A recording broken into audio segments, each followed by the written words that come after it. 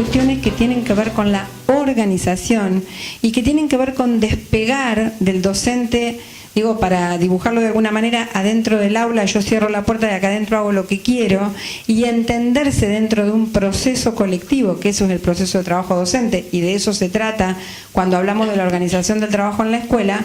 Bueno, ese desafío, se habló de la Ley de Educación Nacional, se habló de todas las modificaciones, digamos, de los últimos 12 años del Gobierno Nacional y Popular, que contenían una estructuración, digamos, de un modelo educativo para un proyecto de país, y que lo que es indudable es que no tuvo suficiente afianzamiento, digamos, en nosotros, en las bases, militándolo, y también como un sentido de apropiación. Habría miles de cosas para analizar de por qué sí, por qué no, pero que se desarticule, que se vuelva para atrás, que se deshilache, tiene que ver también con esta cuestión de que al menos no estuvo suficientemente entendido todo ese proceso. Y yo le agregaría a todo lo que se dijo el tema del PNFP, porque el PNFP fue un acuerdo paritario, digamos, y está vigente. Entonces la necesidad también de pararse en ese lugar a la hora de hacer estos análisis, porque precisamente el rescate de lo colectivo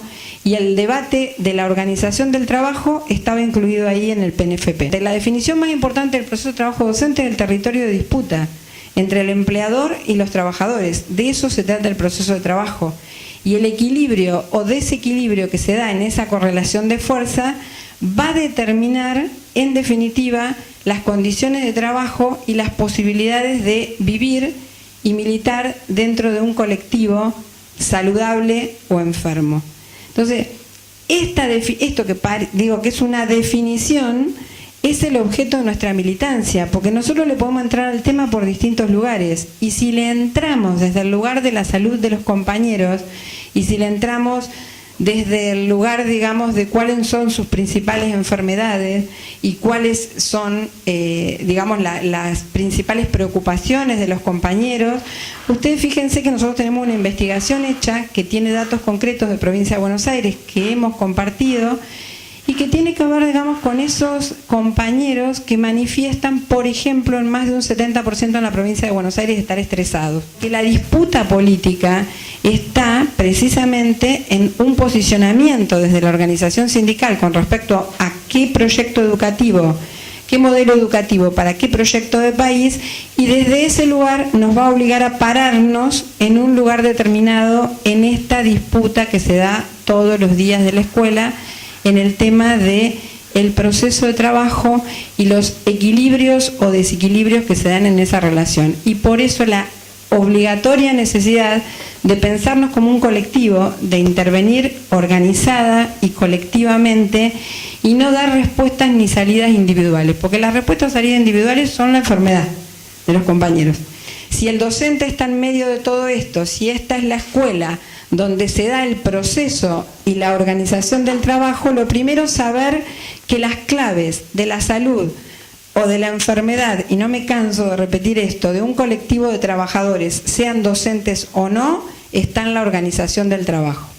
Y que si nosotros hoy por hoy estamos viendo un montón de secuelas en los compañeros, tiene que ver con eso, porque cuando hablamos de organización del trabajo hablamos de cantidad de alumnos por curso, hablamos si tenemos pausa laboral o no tenemos, hablamos si podemos participar del PI o del PEI o no podemos participar, cuáles son los factores a nivel macrosocial, el proyecto de país, el modelo económico, político, social, el modelo educativo, el rol del Estado y del sector privado, la función de las organizaciones sindicales de la CGT. Y en ese contexto, bueno, hablar de modelos, dónde está parado el Estado en cada uno de esos modelos, la posibilidad, digamos, de en ese marco analizar el modelo nivelar conservador, las políticas económicas, la eliminación de los programas sociales, la reforma previsional, la reforma laboral. Bueno, las leyes de educación nacionales y provinciales, la modificación de la ley de riesgo, la vigencia de una ley de seguridad e higiene que no se focaliza en la prevención, sino en la reparación del daño, el tema del plan maestro, la desaparición de la paritaria federal docente, o sea, la posibilidad de poder ensamblar y analizar en clave de que todo tiene que ver con todo y de lo que yo cómo doy clase todos los días dentro de la escuela tiene que ver con todo esto.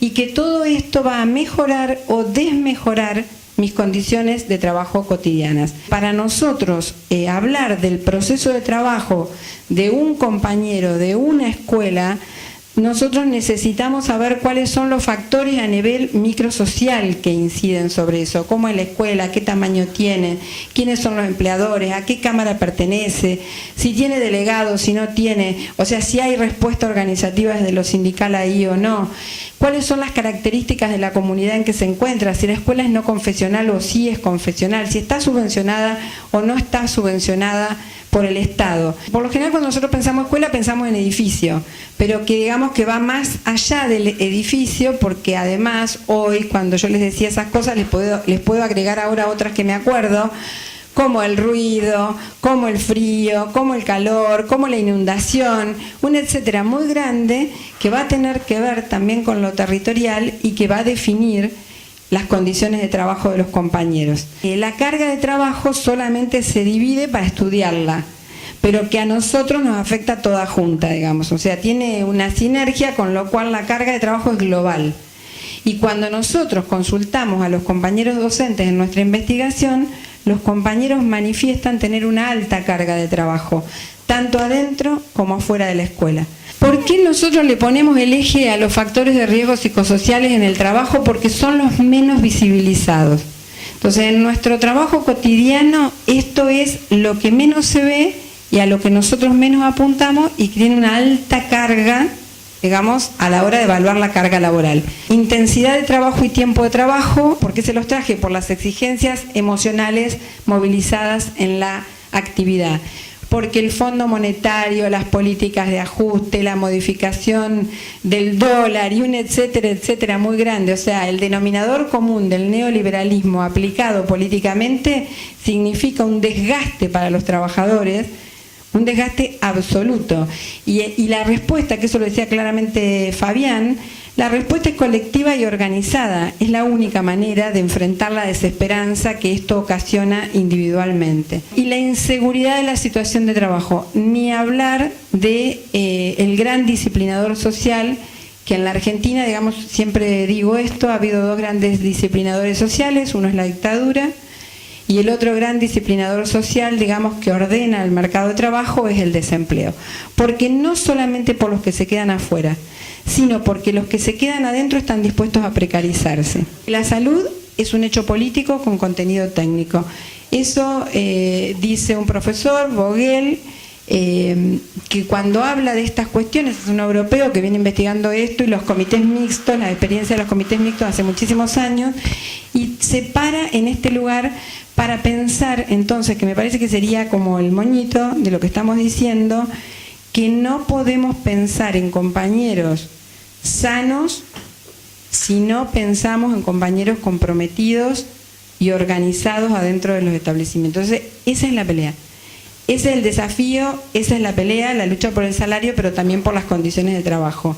El PAT es la creación de un nuevo puesto de trabajo, que hay un nuevo puesto de trabajo y que las horas institucionales que se le agregan a los compañeros integran un paquete de horas que el compañero tiene para hacer un trabajo que no es nuevo.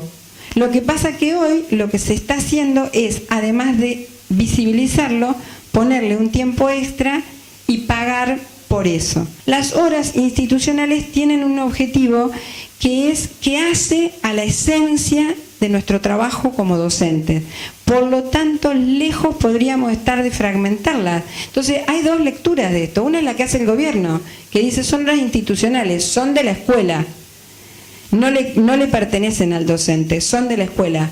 Y nosotros decimos, si son propias del cargo, si hacen a nuestra tarea cotidiana, si tienen que ver con el contenido de nuestro trabajo, son horas que se agregan a nuestra carga laboral en cuanto al contenido de las tareas. Y en esa manera diferente de mirar, miren, está por ejemplo la estabilidad.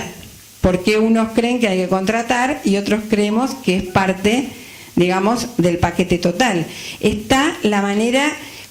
Le suman a eso de que las horas son de la escuela otra palabrita mágica que tiene que ver con la ejecución efectiva, ¿Qué quiere decir de ejecución efectiva? Bueno, en la última paritaria lo aclararon, yo ahí lo tengo copiadito.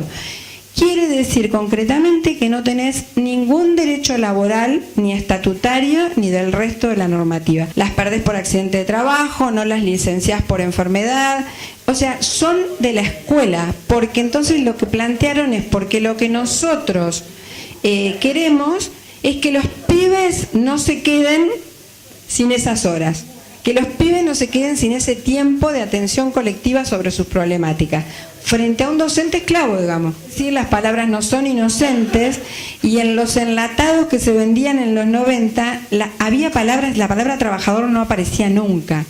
Y la palabra trabajador de la educación es una palabra acuñada por las organizaciones sindicales docentes. Hablaban de rol. Rol viene de otro palo, no viene de laburo, no viene de trabajar, no tiene ninguna de esas connotaciones. Nosotros pensamos que el PAT es un nuevo puesto de trabajo. ¿Saben lo que piensa el gobierno? Que no, que es un trabajador de la escuela que quiere agarrar unas horitas más para hacer todo eso que está dicho ahí, y que tiene que tener, tiene que estar frente a alumnos, porque eso es lo que le permite conocer la realidad, y entonces agregar esas horas. Cuando nosotros decimos, pero esto es un nuevo puesto de trabajo, y el último planteo que le hicimos en la paritaria fue, digamos, que sea un cargo, no 4 horas, que sea un cargo, o sea, plantearle las características de un puesto, que nuestra relación de empleo es por tiempo indeterminado, que los contratos no tienen vigencia en la educación de gestión privada. ¿Qué pasa si un compañero firma el contrato? Les voy a dar la misma respuesta que les dábamos en los 90. Cuando lo pretendan echar por el contrato va a ser nulo, porque rompe con uno de los principios generales, digamos, del principio de indeterminación del plazo. Pero esto lo tenemos que saber. El incumplimiento del pago de las horas, bueno, eso va a determinar qué pasa cuando el compañero está haciendo horas institucionales y no se las pagan. Reclamar el pago, como por los medios que ya conocemos, monto lo mismo que cobra por el resto de las horas. O sea, a ver, en caso de duda y ante la inexistencia de normativa específica, que todavía, digamos, y además que la que escribió el gobierno está cuestionada por nosotros y tenemos un posicionamiento concreto, nosotros vamos a responder indubio pro operario, o sea, en favor de los compañeros y con respuesta a las normas protectorias que hoy por hoy tienen vigencia. No voy a cerrar nada, porque lo que estamos es abriendo puertas, y bueno, y desde ese lugar, digamos, de nuevo agradecer y seguir convocando a la militancia, y obviamente que estamos todos los que participamos de esto en absoluta disposición para seguir trabajando los temas coordinadamente.